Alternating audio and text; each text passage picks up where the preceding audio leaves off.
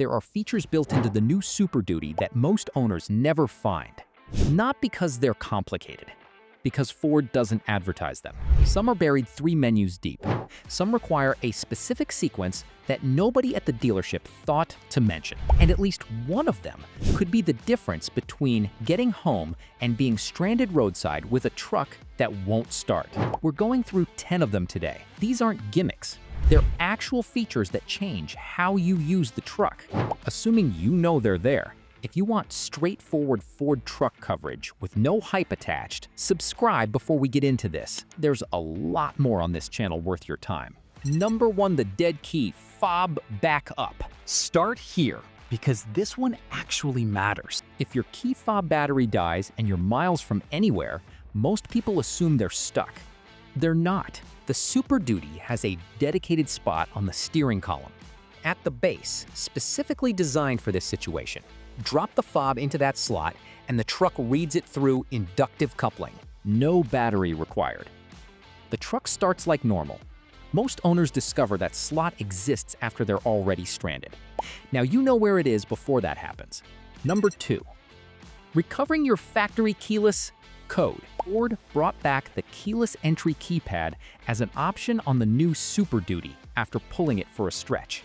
If your truck has it, there's something important to understand right away. Ford no longer ships a card with the factory code on it. If you bought used, there's a real chance nobody passed that number along to you. But you can retrieve it yourself. And it requires both key fobs. With the truck off and the door open, place the first fob into that same column slot. Press the engine start button once without your foot on the brake. Don't start it. Turn it off. Swap to the second fob. Repeat the same sequence. The factory code will appear on the instrument cluster. Write it down somewhere permanent. That code lives in the truck's computer.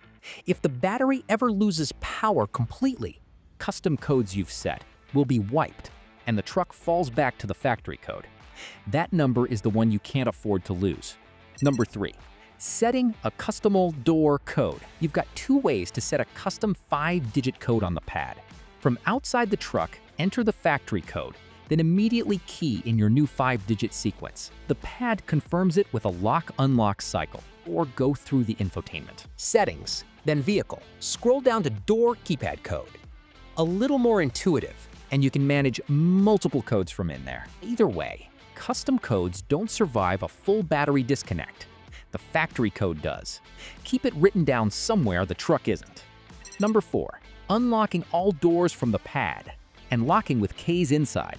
By default, entering your code on the pad unlocks the driver door only. If you need all doors at once, say you're unloading people in the rain, enter your code, then immediately press the 3-4 button. All 4 doors unlock together. The pad also lets you lock the truck with the keys inside. That sounds counterintuitive, but it's useful when you don't want to carry the fob. Press 7-8 followed by 9-0 while the door is still open. The truck will lock with the fob inside. Number 5, global windowed. Clearing heat before you get in. Press unlock on the fob, then hold it. The front windows roll down and vent the cab before you open the door. Ford calls this global windows. It only works for the fronts, and you can't reverse it from the fob. You'll roll them back up from inside. On but a day when that cab has been sitting in the sun for 6 hours, those first 30 seconds of venting make a real difference. 5 features in, and we haven't touched the camera system or the Upfitter switches yet. Subscribe and stay with us. The back half of this list has the stuff that actually affects show you work the truck day to day. Number 6, Autofold mirrors on lock and unlock. If your Super Duty is equipped with power folding mirrors, there's a setting that ties them to the lock cycle. Lock the truck and the mirrors fold in. Unlock it, and they extend back out automatically. It's not enabled from the factory. Go to Settings, then Vehicle, then Mirrors, and turn on Autofold. 30 seconds of setup. Done. Worth noting, this only applies to trims equipped with power folding mirrors. Not every build has them. Number 7, rear camera delay. The setting that should be on by default. The backup camera cuts off the moment you shift out of reverse. On a truck this size, You're still making corrections. You haven't finished the maneuver yet. Go to Features, then Driver Assistance, and enable Rear Camera Delay. The camera now stays on until you've built up enough speed that you obviously don't need it anymore. You can finish lining up without losing the visual reference mid-move. This should be on from the factory. It isn't. Turn it on. Number 8, the full camera suite. Most owners use about 10% of it. While you're in the camera system, it's worth knowing what's actually available. Standard backup, full screen backup, 180-degree view for backing into traffic, bird's eye 360, and a dedicated bed view for fifth wheel and gooseneck hookups. That last one saves a lot of frustration. You can also feed in an external trailer camera. When you're backing a trailer, you get split screen, your rear view and your trailer simultaneously. If the trailer starts to swing, you'll see it developing before it gets away from you. Automatic emergency braking is also integrated into the camera system. If you're reversing toward an obstacle, the truck applies the brakes before contact. You can disable the parking aid tones separately. Useful when maneuvering with a trailer hooked up and the sensors are triggering constantly. Number 9. Upfitter switches and how to make them always hot. The Upfitter switches on the dash are there for wiring in accessories. Lights, compressors, whatever you run out of the truck. By default, they lose power when the truck shuts off. That protects the battery, and most of the time it's the right call. But there's a fuse panel override.